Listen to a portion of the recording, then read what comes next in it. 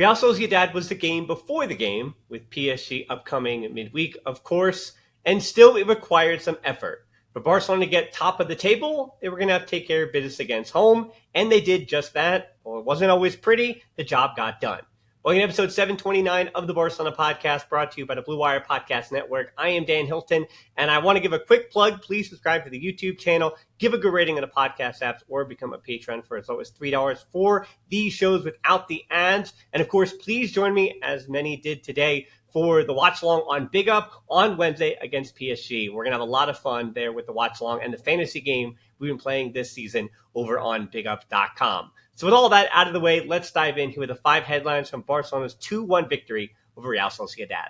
Headline 1 is Dro's debut. I think Dro Fernandez, better known as Dro Fernandez, should get the first headline here because he was the 700th player in Barcelona's history to debut for the club in the Liga. This also happened to be his first official debut for the club in an official match, and he winds up getting a start. So it's not that crazy to think that Dro might have just been a little bit nervous in this kind of game. A huge moment for him. For all those who are going to be saying in the comment section that Tony Fernandez should have been starting, I do actually think they're two different players. I'll talk about that more as we get throughout the season, as they get more minutes, but I think they provide different things, and Hansi Flick sees them almost in different spots on the field.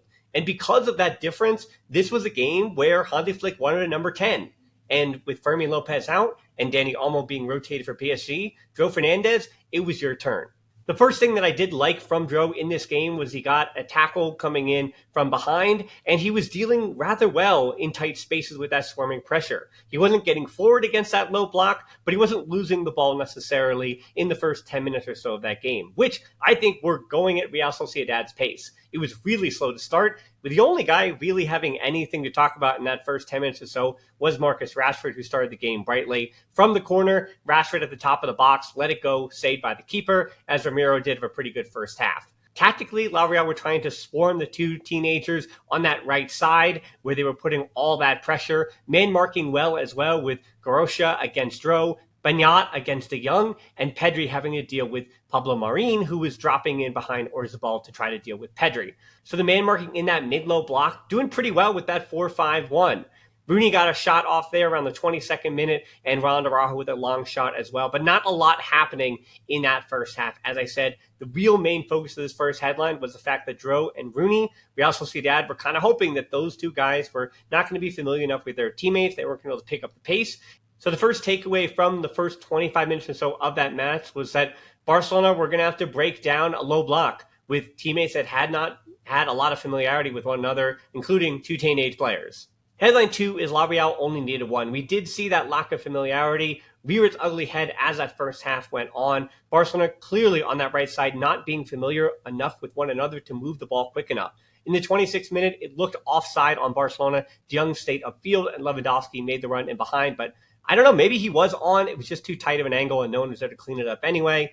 And as that first half went on, I thought De Jong did a really good job of finding space, but it also meant that Barcelona were pushing more numbers forward. And that wound up hurting them in the 31st minute. Odriozola with the goal. There was too much passing on one end for Barcelona without enough product, and then Real Sociedad finally beating that offside trap. Kounde gets beat by Benenchea, and Odriozola is there to tap it in. Martin also kept them on. A little bit of ball watching here as Odriozola, the right back, slips in right in front of goal, and Tech can't make the save. And now Barcelona, having only conceded one shot on target at that point, we're down 1-0 in this game. It's crazy to think that they were down 1-0 after the first half because it was just 42 passes. 42 total passes that Real Sociedad had in that first half. Barcelona with more than 415 of them and 86% possession. But those kind of stats, as we always know, don't matter if you don't make the most of your chances. Tactically, I also thought the press wasn't as dangerous for Barcelona in that first half. It was Lewandowski starting next to two teenagers, so there were going to be some growing pains there. If you don't have that pressure in that first line, that means that there's going to be a bit more space that your back line is going to have to defend. And even with all that said, Barcelona was just fine getting their chances. But as I said, not only was the problem that the front line wasn't necessarily picking the ball off and quickly striking on the counter press, but Araujo and Kounde, when playing together without Eric Garcia and Kubarsi, yes, Christensen I thought was really good in the game, but those long diagonals they're more often from the back line coming from Kubarsi or Eric Garcia. So having Araujo and Kounde against a mid to low block, well, you see that you're just not getting those penetrative passes through the lines. Headline 3 is Roony found something. It's hard for me to continue to harp on the first half, but because there are teenagers in Dro and Roony, the match kind of ebbed and flowed, and I thought both of them were much better in the last 10 to 15 minutes of that first half.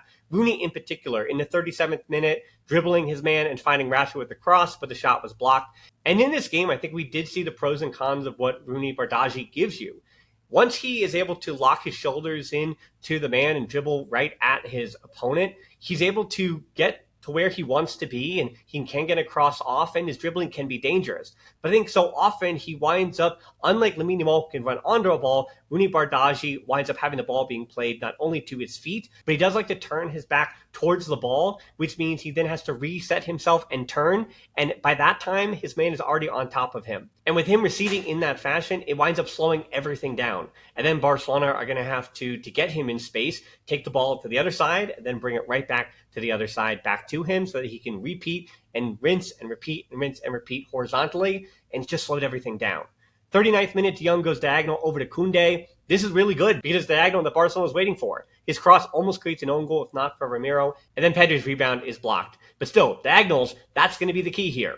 41st minute, really good stuff from Dro, a terrific pass, finding Roony with room, but he shows too much of the ball and gives it away. And then the 42nd minute, another save from Ramiro on Roony, Pedri into the box, the defense collapses, giving Roony space to come in for the shot. I like that Roony is much more willing to shoot than he was in his first appearance, but still, Roony Bardghji, there seems to be some fitness that he needs to regain, and I really want to be patient for a player that has barely had any first team minutes in around 20 or so months of action. Headline 4, Kounde off the corner. Fortunately for Barcelona, they still look like the team that was going to score next, and Real Sociedad did not look like they were going to score after they got the opener. Araujo had one on a corner attempt with the header, and then all that pressure for Barcelona does well for the 1-1 in the 43rd minute. Kounde taken down right before that with a pull of his hair that the referee missed. That didn't get the call, but on the corner, some vindication for Kounde. Araujo took the attention of two, and Kounde was in front with a powerful header. No one there to put him off, and Rashford really good on the in-swinger from the corner. And Rashford getting better and better at the set pieces. You can let me know, should Rashford be taking the set pieces going forward for FC Barcelona.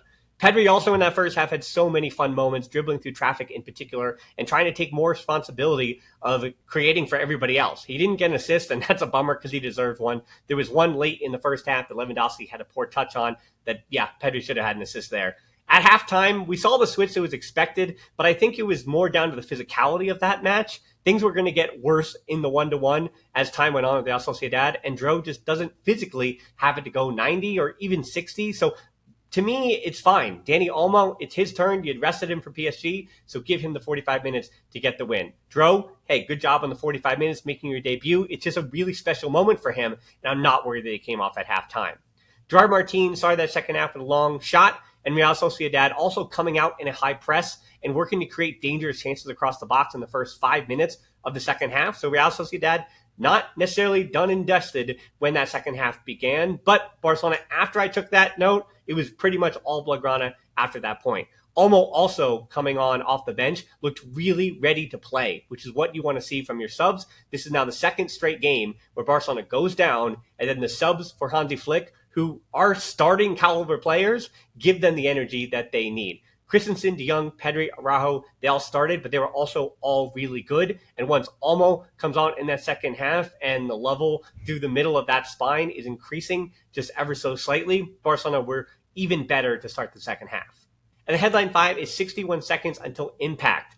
Real Sociedad tried to throw some of their better players who did not start this one in Sergio Gomes and Takefusa Kubo, two of the former La Masia players that Barcelona fans will know quite well. And a few minutes after that, while Real Sociedad did get some energy from them, Lamine Yamal gave Barcelona all the energy they needed coming on for Roony. 59th minute, so 61 seconds after Lamine Yamal had been on the field, he's a difference maker. Gomes gets beat, and Lamine Yamal gets to his spot, pops this one up with the right foot for Lewandowski, and it's a powerful header with Munoz, the fullback, not close enough to Lewandowski. Instant impact, as I said, from Lamine Yamal, and it is levels to this. It's no disservice to Roony, but he is not Lamine Yamal, and for PSG on Wednesday, it's great to see Lamine Yamal is ready to go and does look pretty fit. 62nd minute, though, orders a ball with some chances, but Araujo was on top of it. 66th minute, here come Bryce Mendes and Carlos Soler on for Real Sociedad. So I'm still going for it, looking to get something from this match. 68th minute, Barcelona some more chances that I was worried they were going to rue. Nice stuff with Lamine Yamal on the field. There was now more room in the middle, too. Olmo pops up for Lewandowski, who does well to bring it down for a shot. 70th minute, Olmo with a long shot, another one that is forcing a save. Some stuff from Rashford, too, but Barcelona cannot get the third to peel away. So in the 72nd minute, as Kounde said post-game, not too happy with the way that Barcelona finished this match. Kubo hits the post, and it's Real Sociedad in transition again. The offside flag came up late, but still, Real Sociedad were making things happen when their subs did come into the contest. 74th minute, De Jong delivers to Lamine Yamal. He slots in. It's really close. Looked on, but VAR must have checked it really quick because they say it's offside. 78th minute, Gerard Martin and Rashford off for Eric Garcia and Ferran Torres, which were definitely the right choices, and you think that they would help Barcelona close out this match, but still, things continue to be pretty hectic. And Kounde, not the best way for him to end a match. He was pretty honest in the post-game about the way that the team ended the match, but he was honest about the way that he ended the match too. Not too great. Picked up a yellow. Then the 84th minute, Kounde gets the ball taken off him, and then Araujo and Kounde both going to the ball, and Kubo hits the crossbar. Then the other way, Lamine Yamal feeds Ferran, Lewandowski with an open net. He hits the bottom of the crossbar, and Lewandowski, you got to finish that, buddy. And maybe that's why Ferran Torres will likely start against PSG. I'm hoping to have a preview out for that one, but yeah, Lewandowski, you got to finish that. Time-wasting tactics, though, late on from Ferran, Olmo, and Lewandowski, and then Costado with a late cameo also to do some time-wasting, and Barcelona are able to survive. And surviving in the Liga means that you can get enough points to potentially win the Liga. That is what Liga and the league is always about. Champions League, yes, is about conquering your opponent. But in the Liga, it is about survival. So you got to win your home matches, especially when 50,000 people come out tomorrow's week. And with the Madrid derby yesterday going the way it did, with Atletico Madrid putting up 5-2 against Real Madrid, then you got to take advantage of that if you're Barcelona, and they did just that. And I think that for a team that is dealing with all these injuries, so is PSG. I think Barcelona were able to survive this one a little bit better than PSG did. And both teams got their wins, but still PSG losing more players yesterday for that midweek matchup on Wednesday, which I do hope you join me for on Big Up. So please, bigup.com for free. Become a member. Join me in the chat. Come on stage. You can talk to me if you have a microphone. We can have a little bit of fun. And please help me get to 50,000 subscribers with big Champions League matchups this month. PSG, and then in the Liga, it's El Clasico at the end of the month. So I'd love to be able to celebrate 50,000 for those big matchups. So again, that's on YouTube, podcast apps, Patreon. You know where to find me. And as always, until next time, Forza Barca.